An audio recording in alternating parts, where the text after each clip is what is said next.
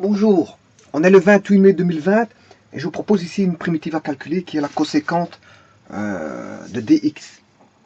Coséquente de dx. Tout d'abord, je présente la journée. Bon, la journée d'aujourd'hui se présente avec une température quand même élevée. Et enfin, on annonce des températures élevées.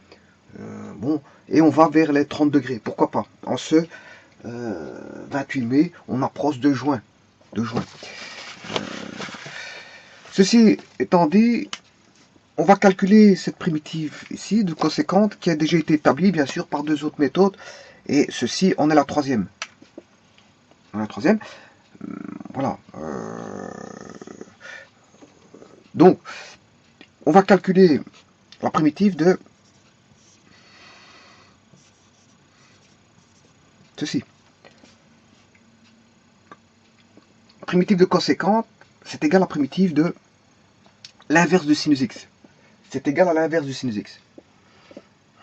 Mais cette méthode-là avait déjà établi en faisant apparaître ceci. Les angles moitiés. Donc on a 2,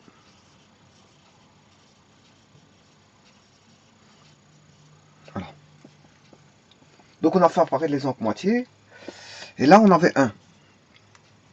On avait 1. Mais 1 par rapport aux angles moitiés, c'est cos carré plus sin carré. On faisait intervenir le cos carré plus sin carré ici.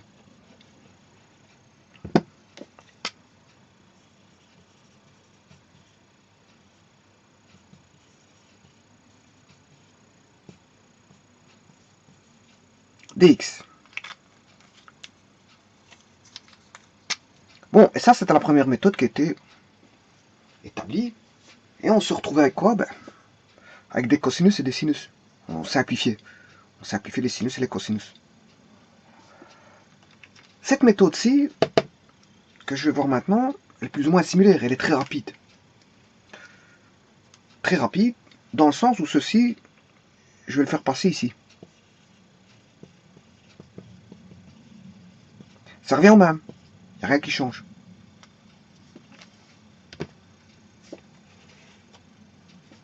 Il n'y a rien qui change. Hein. Diviser un nombre divisé par une fraction constituée d'un numérateur et un dénominateur, mais c'est le nombre fois le dénominateur sur le numérateur. Ce sont les fractions. Hein. Je demande de maîtriser les fractions ici. Maintenant, il suffit de diviser celui-ci, le numérateur de la fraction, et le dénominateur de la fraction ici. Je considère ceci comme étant la fraction. Je vais diviser par une valeur, une quantité identique, fois 1. Et 1, c'est cos carré x demi. Je choisis judicieusement mon 1. Je fais apparaître un cos carré. Et bien sûr, ici, c'est une division.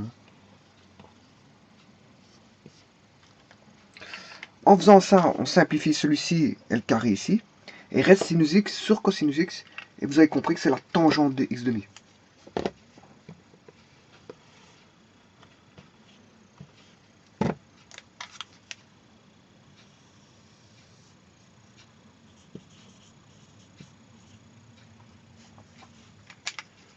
Je fais pareil ici, je divise par cos carré. Donc je vais tout diviser par cos carré. X demi bien sûr. Si j'ai oublié un 2. Hein. Voilà. Alors, j'aurai sin carré sur cos carré. Ça fait tangente carré. Ouais, attention que A plus B sur C, c'est égal à A sur C plus B sur C. Hein. C'est ce que je fais là. Là, je me retrouve avec une tangente carrée de x demi. Et cos carré x demi divisé par cos carré x demi, ça fait 1.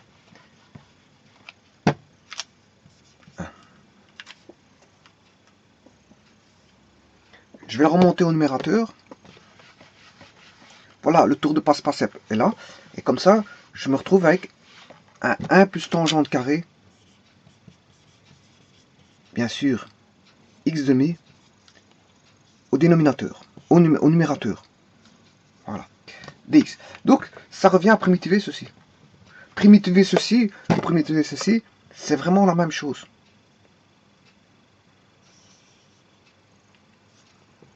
Voilà. Alors, j'en profiterai pour passer le 1 demi dans le dx demi. Comme ça, ma variable, c'est d de x demi.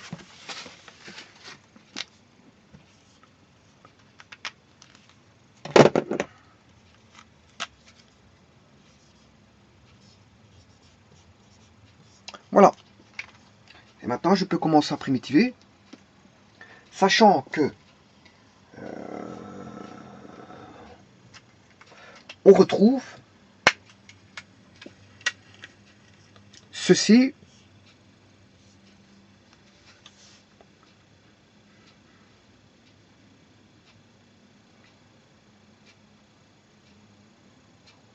voilà.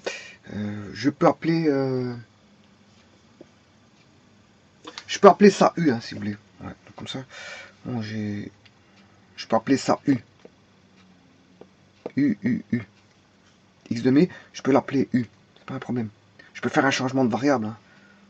Poser U, je pose U égale X demi. J'aurai du, tangente carré U, tangente U. Voilà. De toute façon, ici, le problème ne se pose pas parce que j'ai tout mis en X demi. Donc, voilà, tout est en X demi. Donc voilà. Ce qui veut dire que si je fais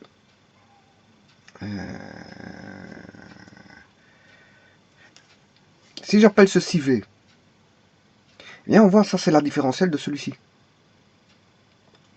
La différentielle de tangente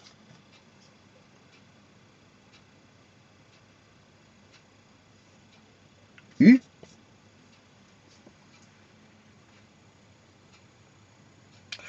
eh bien ça fait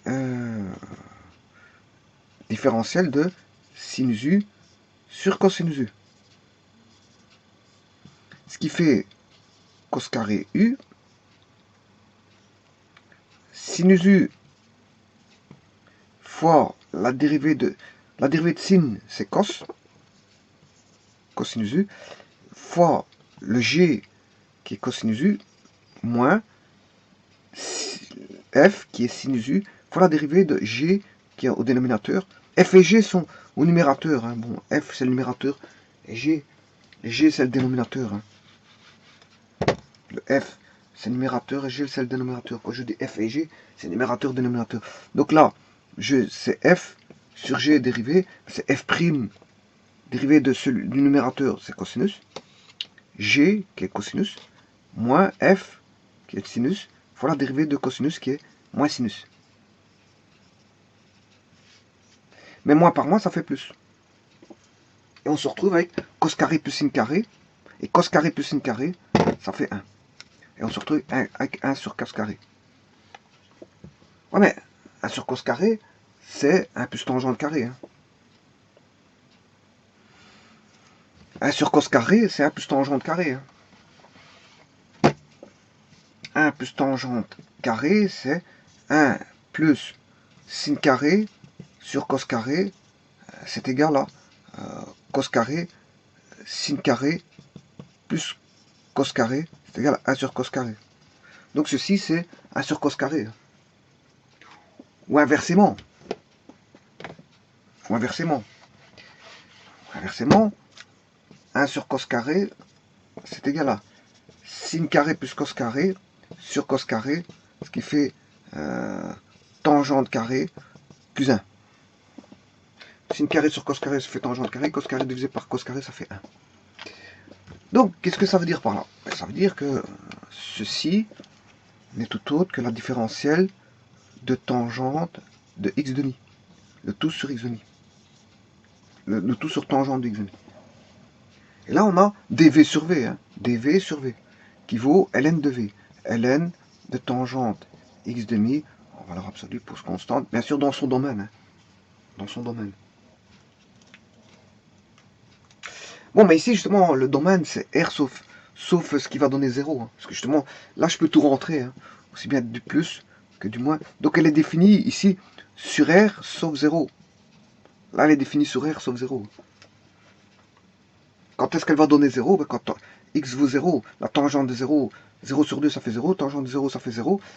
Voilà. Et la tangente ln de 0, ça n'existe pas. Par contre, si je mets du négatif, bon, négatif, avec la valeur absolue, ça sera positif. Et je peux prendre le ln. Donc, ici, le ln, il est valable pour tout r sauf 0. Puisque j'ai mis des valeurs absolues. Mais le domaine ici, il est plus grand que ce domaine. Bon, parfois, qu'est-ce qu'on a? Il faut étudier le domaine de départ, hein, parce que le domaine, en faisant ça, vous prenez tout le domaine sauf 0. Par contre, au départ, peut-être qu'on a un petit domaine. Hein. On a un petit domaine, et là, le domaine il est étendu. Donc, la primitive n'est pas forcément bonne pour la fonction de départ. Parce que le domaine de la fonction de départ est restreinte.